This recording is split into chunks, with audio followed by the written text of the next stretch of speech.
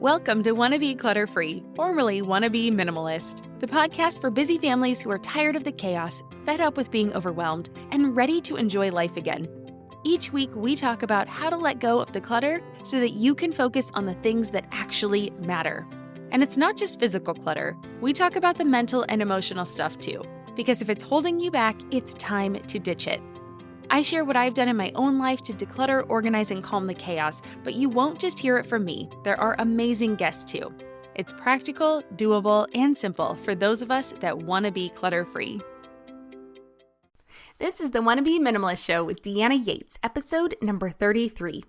On today's episode, we are talking to the Disguised Supermom, aka Katelynne Eid, about the secrets to creating a schedule that works for you and your family. And if she can do it with 5 children while homeschooling, you know there's a thing or two she can share to help us all.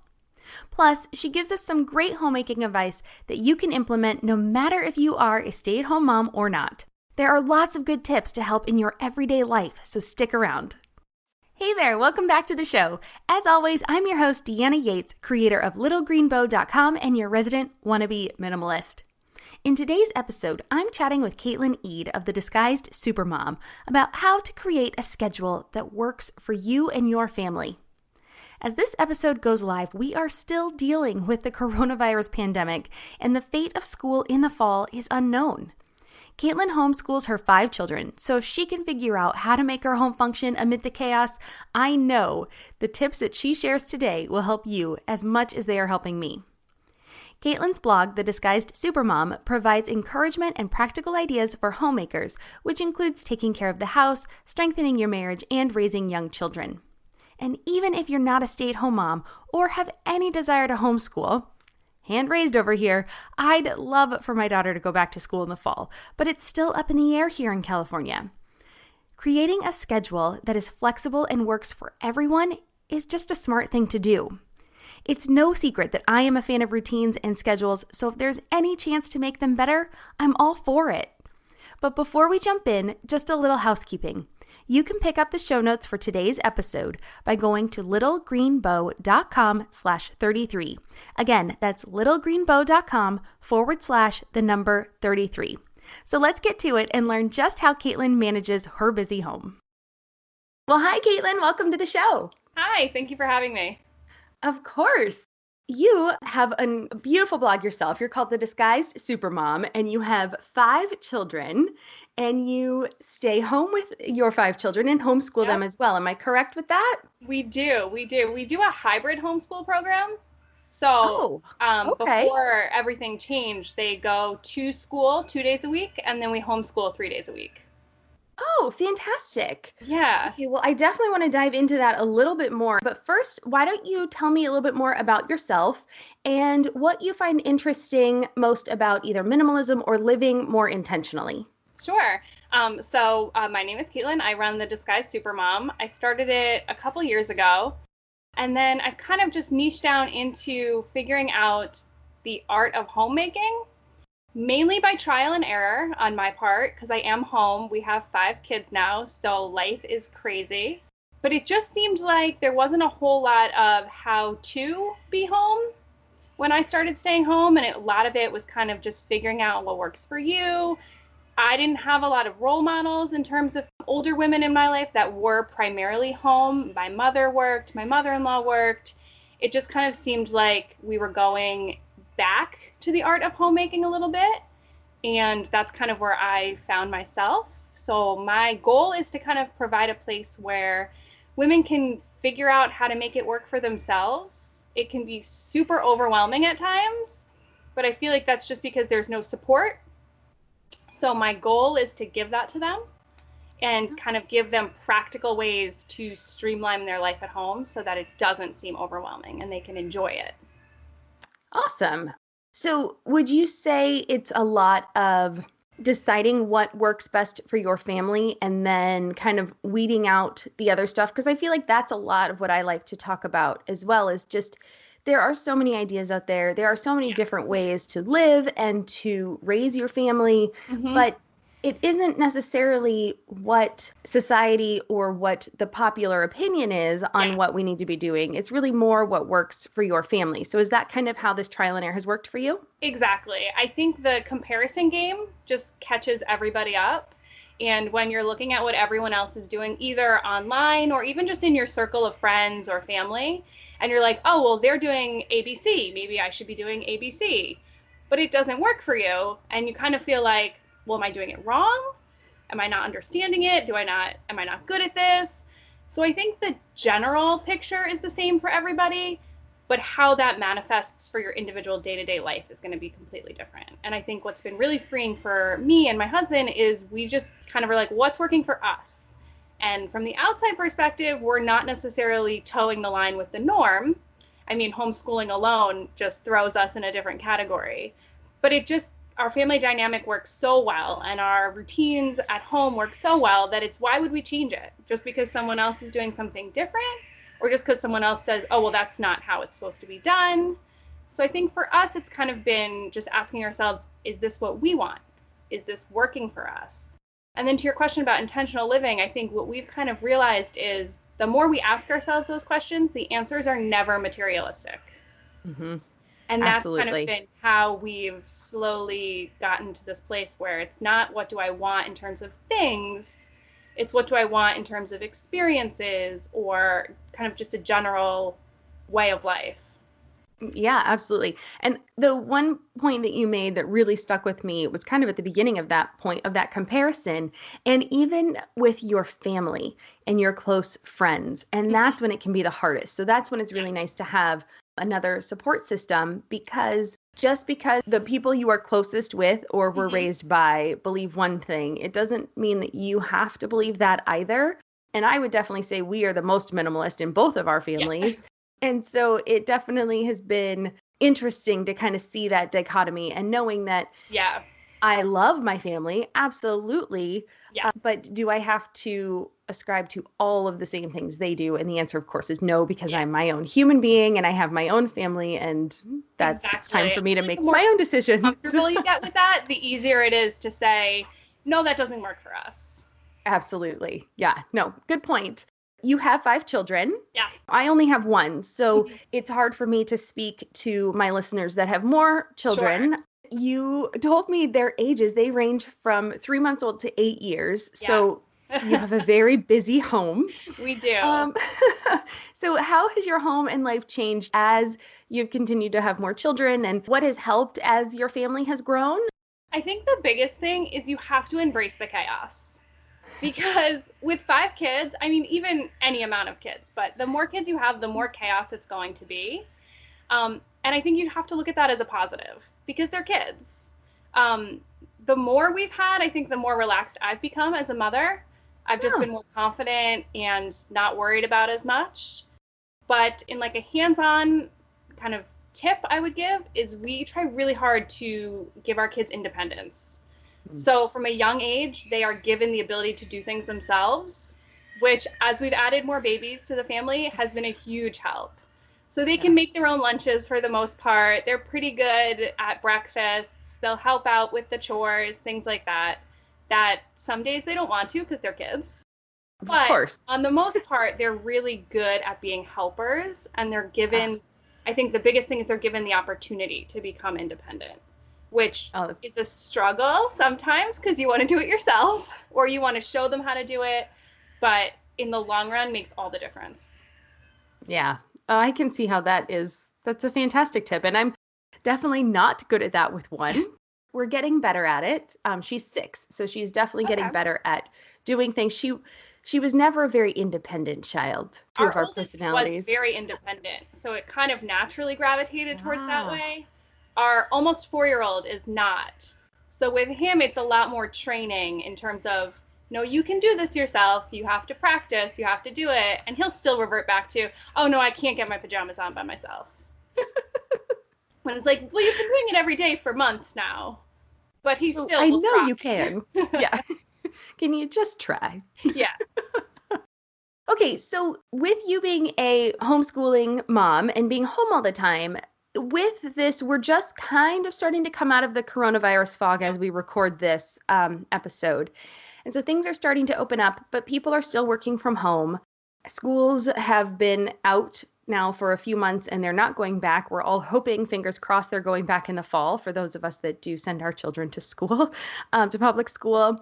And I'm sure even with your hybrid model, you're hoping that they're open. Absolutely. So tell us a little bit more about what a typical day is like for you. Now we can get back to, I'm really interested to hear about this hybrid school. And for those of us that are used to being more separate, what are some tips you have for all of us being together all the time? And even as we go into summer camps are closed, they're all virtual, and it's going to be kind of a weird summer as well. A lot of togetherness. So what are your tips for that? The biggest tip I would have is I think there is a real misconception when you're not used to being home that because you're home, you have plenty of time to get everything done.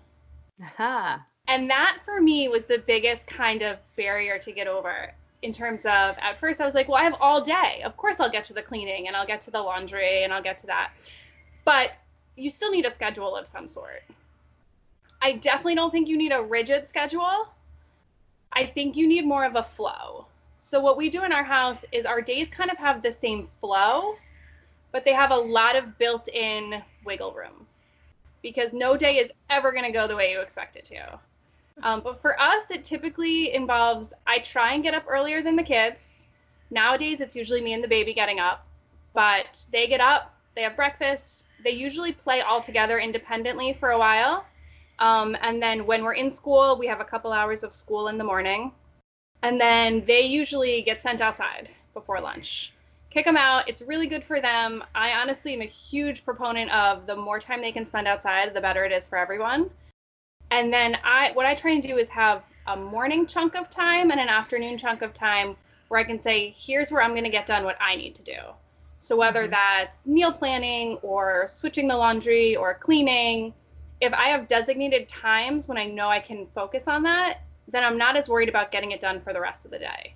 So then I can focus on playing with the kids or getting the school work done. So I think having a schedule, while it seems unnecessary, actually makes a huge difference in your day. Oh, okay. That's perfect. I feel like we oscillated between that very rigid schedule and then as we kind of got into it, it definitely relaxed a little bit. Yeah. So there were growing pains there.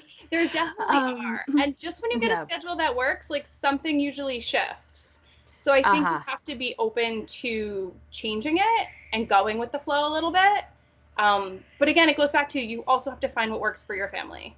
My schedule is not going to work for another family, and someone else's schedule would not work for me. So I think it's important to create your own. Okay. So that kind of led me into my next question, which was what tips can you give our listeners who are adjusting to that new schedule? It's just maybe be a little bit more open or just keep trying new things. And how would you maybe switch out things that you're trying? I'm Margaret. And I'm Amy. And together we host the podcast, What Fresh Hell? Laughing in the Face of Motherhood. Margaret, I would say you're sort of a where are my keys kind of mom. Correct. Sometimes a where are my kids kind of mom. Well, you're, Amy, more of a we were supposed to leave 35 seconds ago, mom. I mean, touche. In each episode of What Fresh Hell, we come at a topic from our usually completely opposite perspectives. I bring the research. And I bring kind of the gimlet eye. Like, is that research really going to work, people? And almost 10 million downloads later, we're still laughing. We also talk to experts in the parenting field, plus parents with stories we can all learn from. We make each other laugh, we challenge each other's assumptions, and we have what we think is the best parenting community on the internet. Check out What Fresh Hell? Laughing in the Face of Motherhood wherever you listen to podcasts. So I actually write my schedule out most days. I just have a piece of notebook paper and I write it out. And usually I block out the time in 30-minute increments, but I don't fill all the 30 minutes. There's probably only like an hour and a half, and then I'll leave a half an hour open. I think wiggle room is going to be a big thing because things are going to take longer or go differently than you expect. But if you're struggling to find a schedule, I would look at where in the day you're hitting the most struggle. So is it right before lunch when the kids want your attention, but you're trying to get something done? Or is it at nap time? Or wherever that pain point is, look to see if you can tweak something there. I think usually that's where if I can't kick them outside or I can't give them my focus, like I'll try and save screen time for that window of time. I try not to do a lot. It's all dependent on the day. Lately, it seems to go right out the window. Yeah. But I do try and use it when it's most helpful to me. So I do think that's like a nice tool to have in your back pocket to kind of take out when you need to be able to do something. Or just see if maybe like the schedule, are they hungry? My kids can eat all day long. All day. But kind of gotten into a system where they know there's a morning snack and they know there's an afternoon snack. And if they are just spending all day asking for snacks, it's probably that I didn't give them a big enough breakfast or something like that. So I think if you look where you're having trouble, because usually it'll fall around the same time of day or around the same activity or something like that, and then just work on tweaking that. Try something different. Try to get outside. Try different meals, something like that. I think that could be helpful. Very good tips. Now I want to shift a little bit away from schooling and get a little bit more into homemaking, since you were kind of talking about that earlier, specifically cleaning and laundry. Yeah. So these are areas where I struggle because honestly, my husband and I, we're very neat. We don't get very messy, but I would not call us very squeaky clean. Like I'm not the person with the white glove going around my house making sure everything's clean. It looks clean. Yeah. And so that's kind of good enough for us. I totally agree. I know that seems like gross, but no. Well, you're living there. So I feel like it's also, you have to be realistic. So what tips would you have though for maybe keeping us on track and not feeling like we have to spend an entire Saturday or Sunday cleaning the house, right? Yeah. So I am a big proponent of a weekly cleaning schedule. So I created one for myself and I found that it worked so well. And my criteria, if you will, when I created it was that every day is a chunk of something. So there are certain tasks assigned to each day, but ideally I'm only cleaning Monday to Friday. I didn't want to be cleaning on the weekends. Now we're all home, but originally when I made it, my husband was at work. So I wanted the weekends to be free. I didn't want to be like, you're home, you're not working today, we're spending the whole day cleaning. So what I did is I kind of just sat down and broke out every room and assigned each room or group of tasks to a day. So that way, each day during one of those chunks of time in the morning or the afternoon when I know I can focus on something, I just get those tasks done. And it usually never takes more than 20 or 30 minutes. And my thought is then at least over the course of the week, you've got the house cleaned. It's not all going to be perfectly clean the minute you finish on a Saturday, but at the same time, I feel like if you have kids in your house, it's not staying clean anyway. So if you can get everything done at least once a week, then I feel like the house has been cleaned, and that has made a big difference to me. So what about laundry? Do you do like a load a day? Are you in that camp? So when we had less people in the house, we were the load a day. But then it became a point where that wasn't keeping up with it. So what we've switched to is I try and do it twice a week. Oh. So I usually just pick 2 days during the week, and on those days, right now it's like usually Monday and Thursdays, everything that's dirty gets cleaned that day. You spend a lot of time that day doing laundry, but then you don't have to do it every single day, which has actually been a nice change. Having a couple days off of laundry, then you don't seem to mind it as much when you are doing it. Yes, which do you prefer now? Twice a week. Yeah, I like having a couple days off a week where I'm not doing laundry. Yeah, laundry is not my favorite. I don't know why. It's not hard. It's not even that bad. You just can't leave it, and you don't ever feel done. That's probably it. There's no finish, Yeah. I always wondered why I hate laundry so much. I feel like it's because you can never cross it off. You can never cross it off and be done. Yesterday happened to be our laundry day. I did laundry all day. All the kids' stuff is clean, and then they went to bed, and I was like, well, the hamper's half full already. So... Yay! Exactly. So if you could go back and talk to yourself when you first started having children or first had this idea of homeschooling or being more intentional with your family, what's the first thing you would do, or, what would you tell yourself? The first thing I would tell myself is you don't need that much stuff. I feel like we have spent the last 5, 6, 7 years just slowly getting rid of stuff. I've noticed a big difference with my kids. The less stuff they have, the better it seems, which at first I would have thought was really counterintuitive.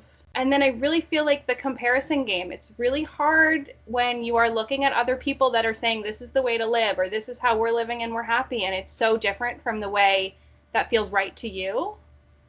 And the more confident I've gotten in my ability to be like, no, that doesn't work for us, the better everything else kind of falls into place. Yeah. Oh, good tips. I wish we could all go back and tell ourselves at the beginning of the journey, right? It'd be so much easier. Exactly. So we talked a little bit about it at the beginning, but just so people can find you after the show, where should they go? Where can they find you? So my blog is at thedisguisedsupermom.com, and it will give you homemaking tips. It's got ways to work on your marriage when you have kids and you have no extra time. It's also got ideas on how to spend time as a family that don't necessarily involve a lot of extra or money or things like that. And then I'm also on Facebook and Instagram at the Disguised Supermom. Okay, awesome. Which one's your favorite? Instagram. I really want to like Instagram, but I always forget to take pictures. It's funny because I'm always like, I need to take pictures, but I don't want to be on my phone. So it's a battle. It is a battle. Okay, so I always like to end each interview with 3 somewhat rapid fire questions. Sometimes they're not very quick, but the first one is, what has been your favorite simple pleasure this week? My favorite has probably been that the weather's been nice enough to sleep with the windows open. Oh, nice. Yeah, you're in Connecticut, right? Yes, we're in Connecticut. So we get a quick spring, hopefully, before it gets too hot. Yeah, I do love sleeping with the windows open. There's something nice about it. Yeah. That's a really great one. What is the best advice about minimalism or habits that you've ever received? I know we kind of talked about it a little bit, but what's the best advice you've received from other people? The best advice I've received is probably that everything needs to have a place. Uh-huh. So when we're kind of looking at stuff to get rid of, or if we need it or don't need it, if it doesn't have a place to go, essentially, typically I found that we don't need it. Aha, very true. Because then, yes, that's when really the clutter starts to pile up, right? And then what is making you happy right now or in this season of life? Right now, I'm going to say baby snuggles. Oh. So we are just, as much as we've been home and we're getting antsy, we had our youngest right before this hit. So we've all been home, which has been a really nice treat in this season. Oh, that is. Yeah, how nice that all the family's together with the new baby. That must be really a sweet time. Oh, yeah. I love that. Well, Katelynne, thank you. This has been so much fun, and I really enjoyed chatting with you. Thank you for taking the time out of your extremely busy day and life with your 5 children on a Saturday, nonetheless. You guys were recording this on a Saturday, so thank you so much. And just for all the advice. And honestly, if you guys are looking for ways to help in this really hectic season where we're not used to homeschooling, check out Katelynne. She knows her stuff. I just thank you again for joining me today. Thank you so much for having me. All right. Have a good one. Bye. So what'd you think? Another good one, right? I am loving these guest shows, and I am learning so much from each of my guests. Katelynne has some amazing wisdom to share with us by helping us get out of that comparison game and discover the unique strengths and assets in our own families. She gives us permission to create the life that works best for us and in our homes. Today's show was a great reminder that we as mamas set the culture within our families. So let's take a moment to reflect on the life we want for ourselves, our spouses, and kids, and learn to embrace the chaos while letting go of the comparisons to others. Thanks again to Katelynne for being a guest on the show and for sharing so freely. Okay, so don't forget, if you'd like to get all of the show notes for today's episode, you can find it all at littlegreenbow.com/33. Once again, get all the show notes and the links for everything we talked about today on my website at littlegreenbow.com/33. And before we go, as always, I love hearing from you. So if you have any questions about what we talked about today or any other topics you would like to see discussed, please reach out either via email at hello@littlegreenbow.com or on Facebook at facebook.com/littlegreenbow. You can also join my free Wannabe Minimalist group on Facebook, where we deep dive into more topics to help you on your journey to minimalism, no matter what that looks like for you and your family. And that just about wraps it up for this episode of the Wannabe Minimalist Show. Thank you so much for joining me today, and if you liked what you heard, I would be absolutely delighted if you would leave a review on iTunes, and while you're there, please take a second to subscribe to be notified of new episodes. One more thing, don't forget to pick up your free copy of Clutter Rescue, 5 quick steps to declutter your home and get it functioning now. It's my brand new resource that was created based on your requests and feedback. If you've ever wanted to declutter your entire home, this is the guide that will help you do it. And it's free. All you have to do is download the workbook and follow the 5 steps in the Quick Declutter method. It is the process that I have seen be the most successful over and over again, so I promise it works. And last thing, be sure to join us again next Thursday when I'll be talking about gifts for my child as a minimalist. She had a birthday recently, and I'm pretty sure you'll be surprised at my stance on the matter. So I'll see you next week.